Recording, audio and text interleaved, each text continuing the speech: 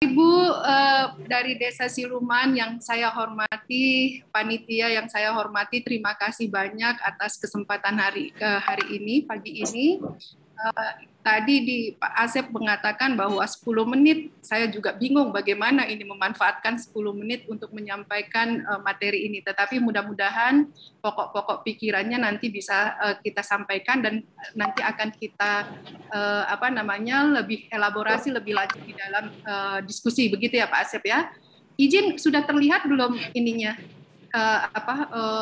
PowerPoint-nya? Sudah, Bu Efri. Baik, terima kasih Bapak Ibu. Baik, ini kita akan membahas mengenai hak kekayaan intelektual. Tadi memang sangat dekat dengan kegiatan UMKM. Mudah-mudahan Bapak Ibu yang sudah bergerak di dalam startup atau bisnis UMKM ini nanti bisa bermanfaat. Tapi sebelumnya izinkan juga saya sudah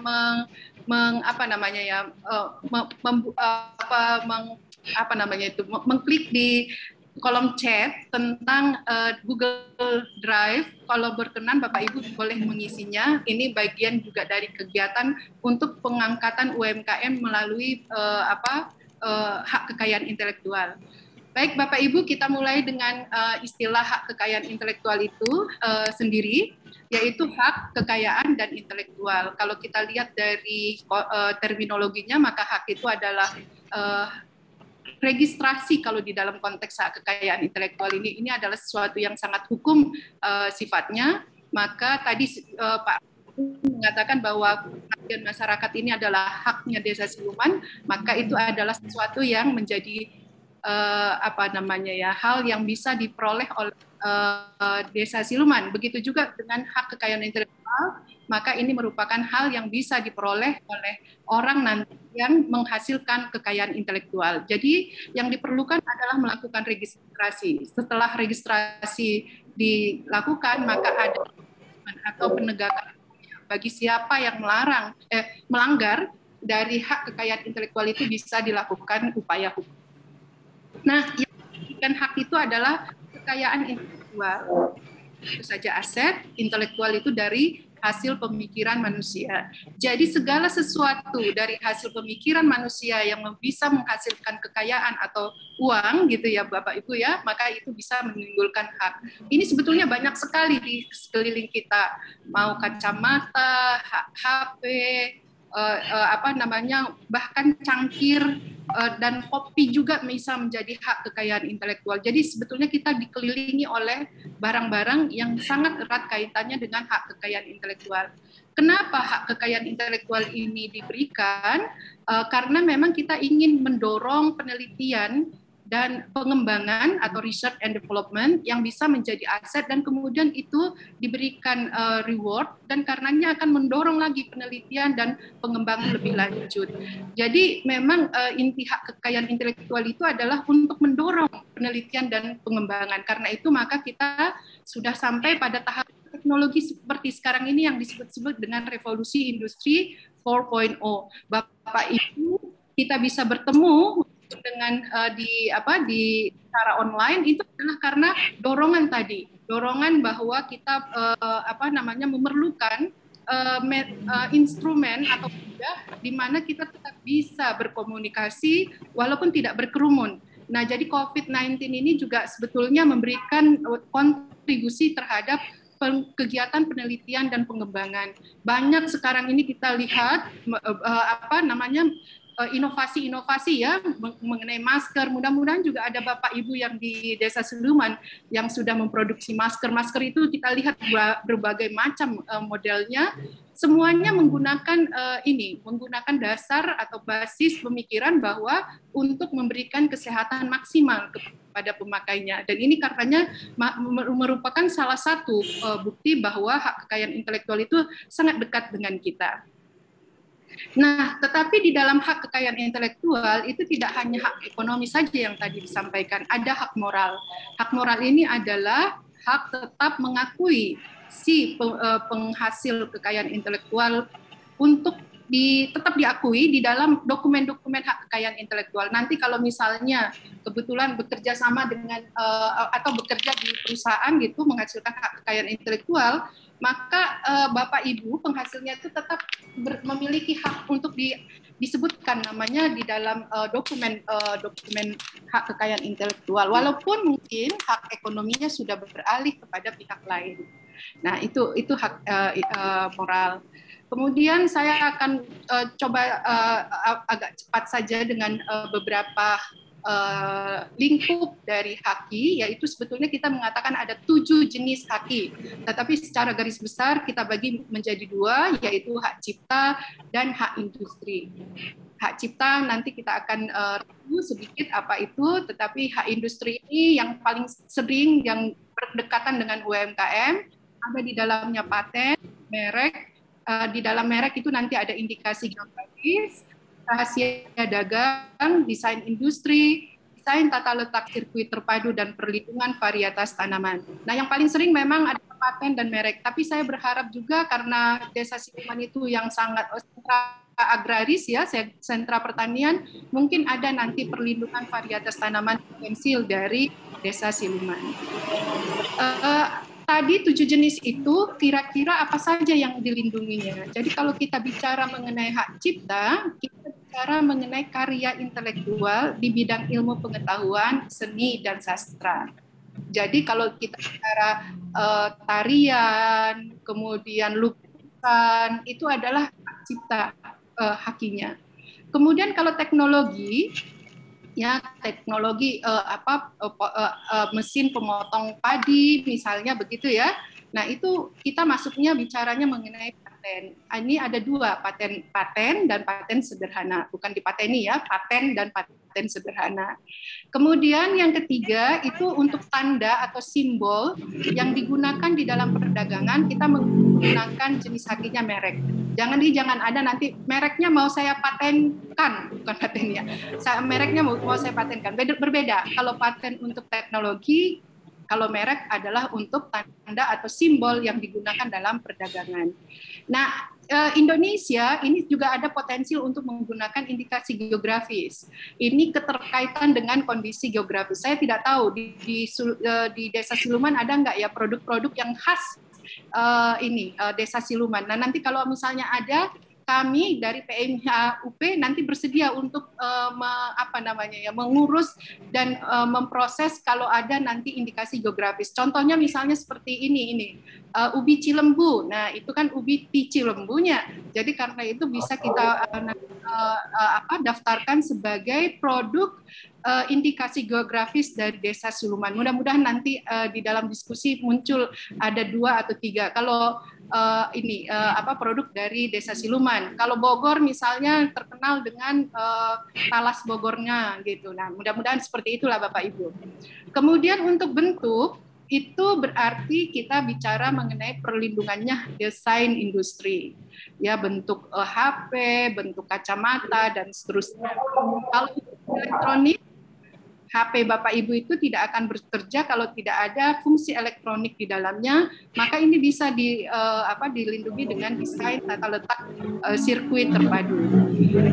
Yang menarik juga ada ini informasi yang memiliki nilai ekonomi yang kalau diketahui oleh kompetitor kita bisa merugikan kita, itu bisa kita buatkan rahasia dagang, tetapi nanti ada persyaratan-persyaratannya.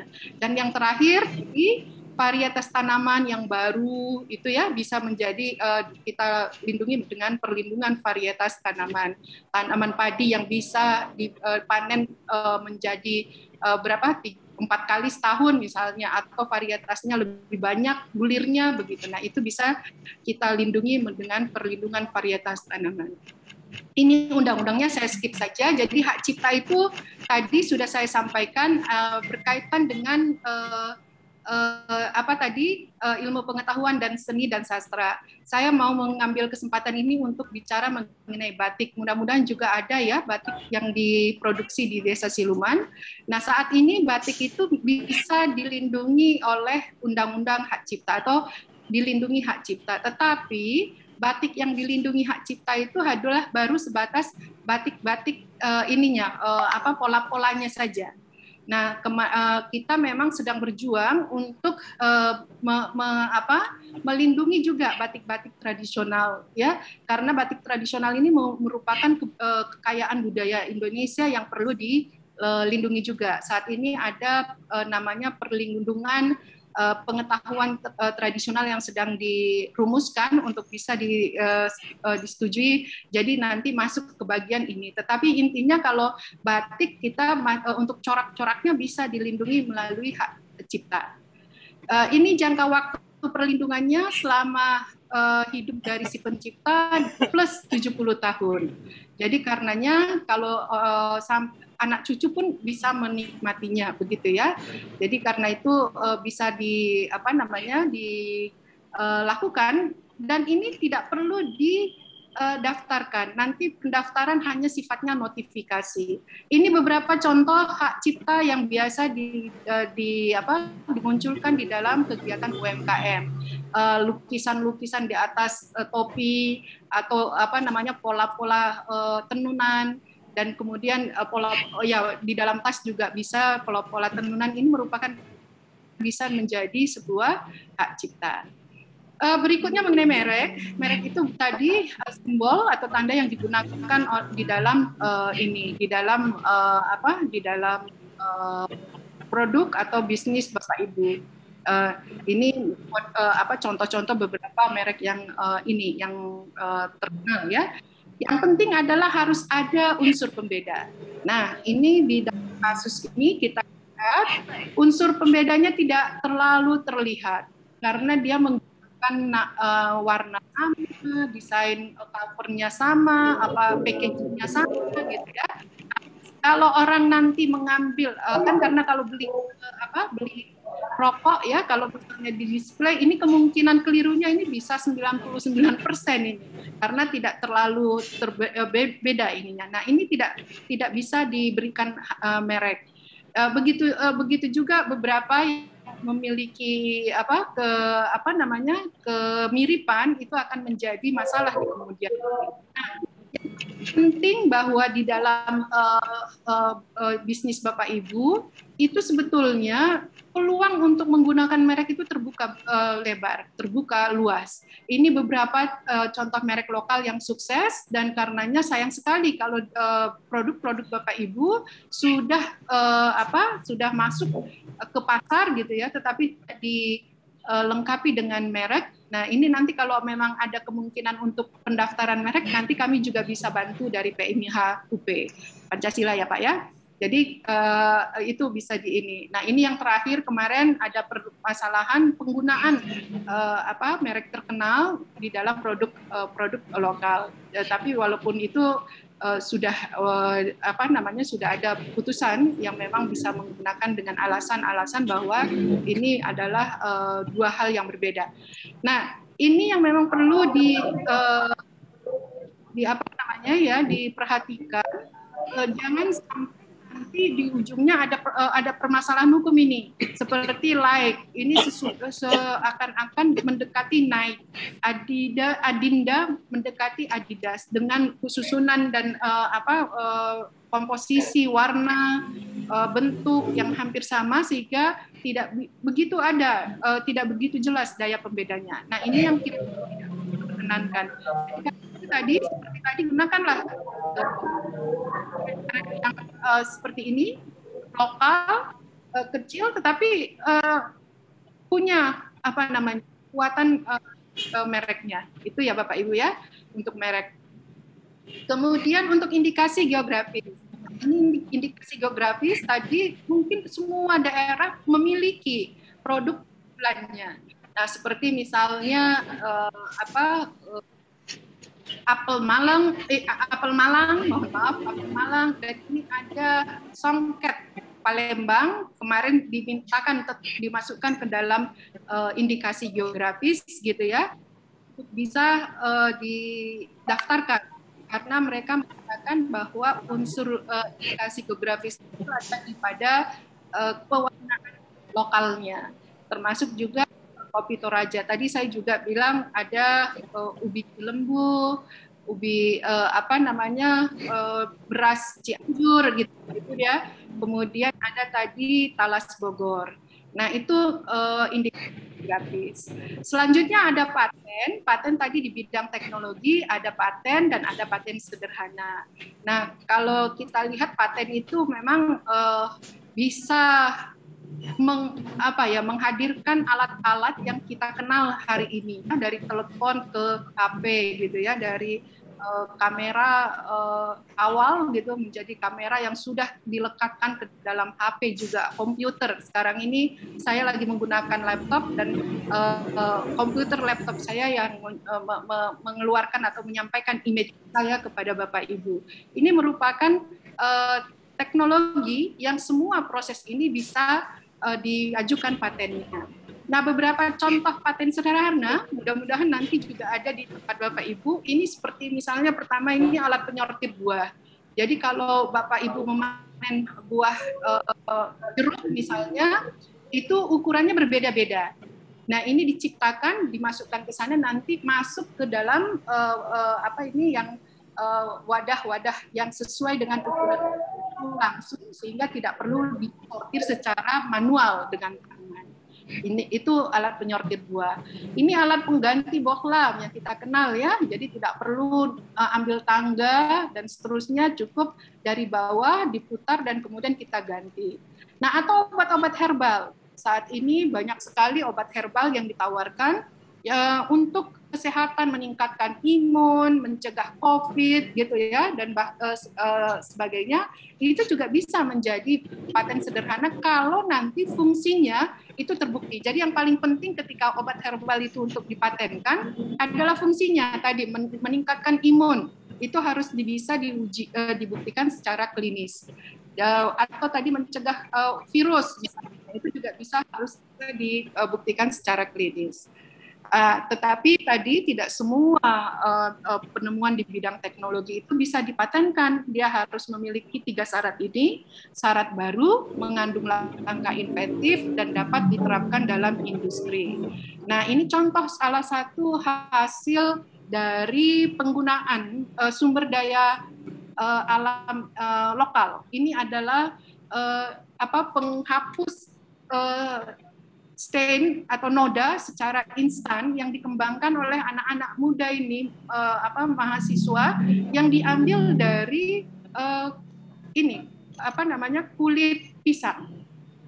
Nah, jadi ini ternyata sudah bisa dipasarkan secara online. Mereka membuat itu seperti kayak fresh care gitu ya, yang kalau tinggal ditaruh di atas nodanya dan kemudian ditunggu beberapa menit, nodanya akan hilang. Nah, ini bisa menjadi teknologi yang bisa kita patenkan gitu. Jadi bisa paten ini. Tidak sederhana lagi. Nah, untuk jangka waktu perlindungannya, untuk paten itu 20 tahun dan paten sederhana 10 tahun. Dan tidak dapat diperpanjang karena memang kita berharap setelah paten itu dilindungi untuk mengembalikan investasi yang ditanamkan di dalam pengembangan paten itu, maka paten itu bisa diakses oleh semua orang. Dan ini kesempatan buat UMKM. Nanti sebentar kita lihat bahwa ada paten-paten kadaluarsa yang bisa dimanfaatkan oleh UMKM. Nah, ini kemarin, ini hanya sekedar ilustrasi saja, seringkali orang mengatakan tempe itu kok dipatenkan. Yang dipatenkan itu bukan tempe yang kita kenal dan kita makan sehari-hari, Bapak Ibu. Tetapi ini ada ekstraksi minyak tempenya, ada metode pembiakannya. Jadi di dalam tempe kita tahu kan ada penggunaan ragi yang membiakkan bakteri-bakteri jahat di dalamnya. Nah, itu ternyata sudah ada juga penemuan yang mengusulkan atau menawarkan metode pembiakan yang berbeda. Kemudian selanjutnya ada juga untuk kepentingan kosmetik. Ya, karenanya ini jadi kalau kita lihat sebetulnya tempe yang dilindungi itu bukanlah tempe yang kita kenal dan yang kita makan sehari-hari. Nah, ini tadi yang saya katakan, untuk UMKM bisa memanfaatkan informasi paten yang sudah kadaluarsa, ya artinya yang sudah lewat masa perlindungannya 20 atau 10 tahun tadi. Ini ternyata ada bantuan pendaftaran paten dari Kemenristek, dari Kemendikbud, Dikti ya, Bekraf, dan juga Kementerian Koperasi dan UMKM. Nah, karena itu maka ini nanti bisa kita fasilitasi, kita dampingi kalau Bapak Ibu tertarik dan memang memiliki potensi untuk mendaftarkan paten Bapak Ibu. Nah ini beberapa website yang bisa diakses Bapak Ibu untuk melihat apa saja sih kadaluarsa. Kadaluarsa itu misalnya begini, ini kelihatan bahwa pendaftarannya adalah di tahun 1972. Kalau ditambah 20 tahun, maka dia adalah 1992, itu sudah kadaluarsa. Artinya Bapak Ibu bisa secara bebas menggunakan teknologi ini. Nah, untuk contoh ini, helm, ini saya rasa masih relevan untuk pengembangan produk helm pada saat sekarang. Kan balik lagi nih dengan model-model seperti ini, helm yang ditawarkan itu yang mahal-mahal itu gitu ya. Nah, kira-kira seperti itulah informasi paten kadaluarsa yang bisa kita manfaatkan. Nah, mudah-mudahan bisa diikuti. Kemudian desain industri ini berkaitan dengan tampilan 3 dimensi. Nah, nanti kalau ada produk Bapak Ibu, misalnya ada yang mengembangkan dan memproduksi mebel gitu ya. Nah, ini misalnya porsinya ini seperti itulah modelnya, itu bisa kita daftarkan desain industrinya. Selanjutnya mengenai desain tata letak sirkuit terpadu, ini fungsi elektroniknya yang kalau bahasa teknologinya mah disebutnya chips. Ini chips di dalam HP Bapak Ibu itu bisa dilakukan percakapan, foto-foto dan sebagainya, SMS-an atau WA-an, itu adalah ada fungsi elektronik di dalamnya. Begitu juga di AC, di di laptop ini juga, yang segala sesuatu yang elektronik itu pasti ada chips di dalamnya yang bisa menghasilkan fungsi elektronik, karenanya bisa digunakan. Punten, nah, Bu. yang berikutnya potensial. Ya, lagi Pak. Waktunya ya 1 menit. Iya. Oke, ini udah di ujung ini Pak. Rahasia dagang, kalau rahasia dagang itu mengenai informasi dijaga kerahasiaannya ya. Coca-Cola adalah salah satu contoh rahasia dagang yang sukses di dalam bisnis. Dan yang terakhir mengenai perlindungan varietas tanaman. Ini tadi syaratnya ada baru, unik, seragam, stabil, dan diberi nama. Jadi kalau Bapak Ibu ini ada viol chest yang biasanya warnanya adalah polos gitu kan, kemudian ini ada mampu dibuat bintik-bintik gitu. Nah, ini bisa menjadi perlindungan varietas tanaman. Ini adalah salah satu contoh varietas tanaman dari promotor saya, Profesor Sriani. Dia menggabungkan cabai kecil dengan cabai besar. Cabai kecil yang pedas dengan cabai besar yang kurang pedas itu dikawinkan dan menghasilkan cabai besar yang pedas. Kira-kira begitu Bapak Ibu. Jadi itu bisa mungkin bisa dihasilkan oleh Desa Siluman. Seperti pepaya ini juga, pepaya Carolina yang kita temui di pasar, itu juga merupakan salah satu terobosan varietas baru dari IPB itu. Nah, ini ya syarat-syaratnya sih nanti bisa kita kalau memang ada yang potensial, kita akan dampingi untuk kita penuhi. Mohon maaf. Jadi kalau kita lihat dari gambar ini, di satu gambar itu atau di satu produk itu biasanya mengandung beberapa hak kekayaan intelektual. Untuk sepatu ini aja misalnya ada paten, ada merek, ada hak cipta, dan desain industri. Itu mungkin yang bisa saya sampaikan. Nanti kalau fasilitas-fasilitas ini, untuk pendaftaran merek itu untuk UMKM ada diskon 50%. Nanti kalau mau melakukan pendaftaran, hubungi aja kami, sehingga nanti kita bantu. Mungkin itu ya Pak Asep. Terima kasih atas waktunya. Mudah-mudahan bisa ditangkap karena memang waktunya terbatas. Wassalamualaikum warahmatullahi wabarakatuh.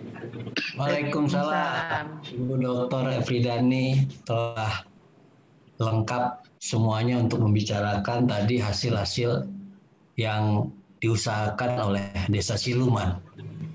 Yang paling disoroti terakhir adalah PMIH atau Universitas Pancasila akan mengurus kalau bapak-bapak ada usaha untuk ya mempatenkan atau ada hak ciptanya ataupun ada hak merek.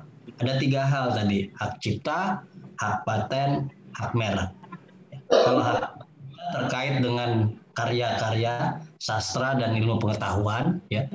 Kalau hak paten itu terkait dengan ya tadi bagaimana pengembangan teknologi, termasuk nanti mungkin mebeler kan. Lalu hak merek itu terkait dengan simbol-simbol, cap-cap yang diperlukan. Nanti itu semua mungkin Ibu Efridani akan bisa mengurus untuk bisa mendapatkan sertifikat ya dari kementerian. Ibu, bapak-bapak sekalian, para hadirin, nah dari paparan 3 pemateri tadi, saya rasa cukup untuk bisa kita diskusikan. Saya hanya